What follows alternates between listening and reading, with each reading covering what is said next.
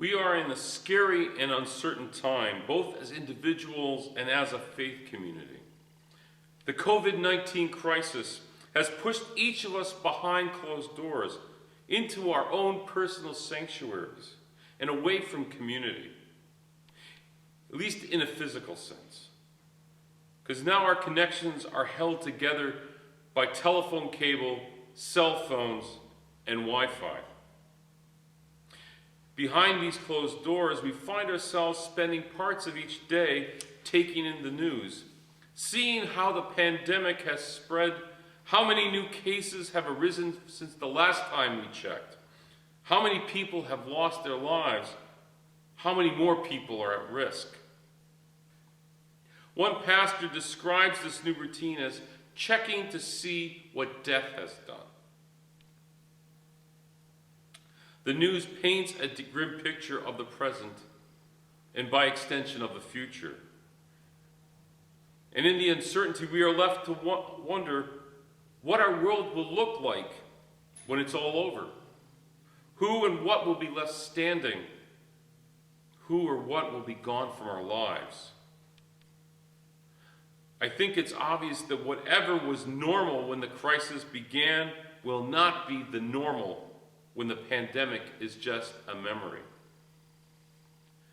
Some of us wonder what the church will look like after we exit the crisis.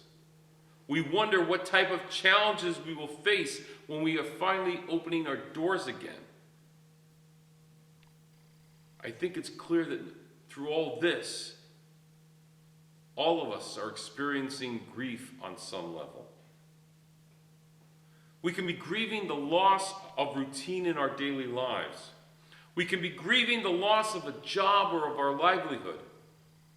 We can be grieving the loss of relationships or of how we connected with one another just a few weeks ago because it's no longer the reality right now. We can find ourselves grieving the loss of how we came together as a faith community, of how church used to be.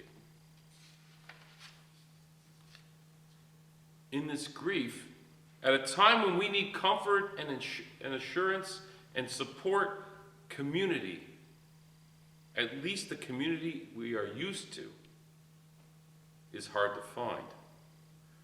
And because of all this, we can feel disconnected, cast adrift within our sanctuaries.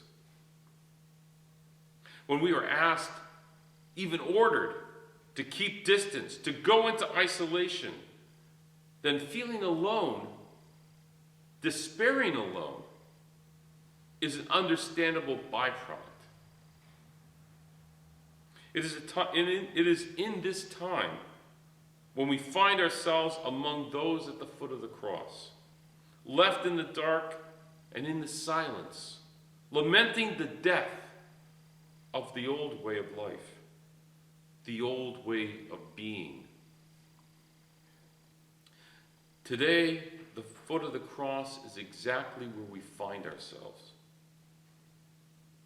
In Mark's version of the crucifixion, Jesus only speaks once during the 3 hours when darkness filled the skies and silence filled the lands. Jesus doesn't react to the crowd's mocking yells, or to the actions of the soldiers, or to the words of the religious leaders who made their control and their power a priority over serving God and the people. In Mark's passage, Jesus utters 4 words. He doesn't cry out in pain. Jesus cries out to God out of a sense of loneliness, of isolation, out of a sense of being forgotten. The only words Jesus says from the cross are words born out of a feeling of abandonment. He cried out, "Eloi, Eloi, lema sabachthani," which means, my God, why have you forsaken me?" These are the words that begin Psalm 22. a psalm that is often read to provide comfort. Even though Jesus felt utterly alone at the moment, we know that God was still present and working through the cross. It is at the foot of the cross where the centurion recognizes that Jesus is the Son of God. He recognizes Jesus' true nature. Don Wilhelm is a professor of preaching and worship in the United States. In a discussion on today's gospel passage, Wilhelm wrote, Jesus' death on the cross, his sense of abandonment by God, and his resurrection from the dead testify to the power of God at work among us, even when we cannot recognize it ourselves. This is the source of our hope and power. God's purposes will not be fulfilled by our own hard work and good intentions, but assured through the power of God alive among us, empowering us. This is the source of our hope and power. Today, as we remember Jesus' time on the cross, when we can visualize the landscape, the darkness of the sky, when we can imagine the noise of the crowd, the presence of the soldiers, the sight of the cross perched on the edge of a bluff right before us. Imagine the silence that falls over the earth. But in the darkness of those 3 hours, and in the journey towards those moments, Jesus' love, his love of God and his love for the people, shone brightly. On the cross, the Son of God is not above human suffering, but is fully engaged with those who are suffering. In the darkness, God's forgiveness was present. Christ's love was at work, is at work.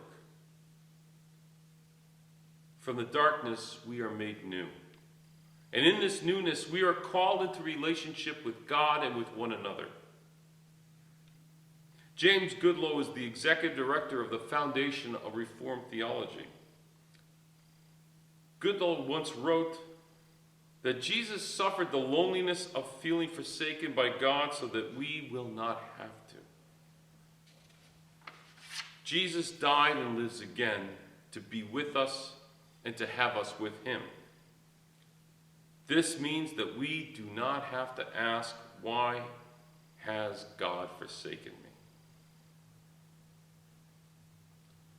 The realities of the pandemic, the death and the suffering, the isolation and sense of abandonment, the grief that we are experiencing does not mean God is absent. God is still present and calls us into a new perspective. And that perspective offers us a view of a new way of living. This new way of being, this new way to love and serve, offers hope in the darkness of the present. A hope anchored in the grace we have received, a grace that was gifted to us from the cross. A gift that is a source of power and hope.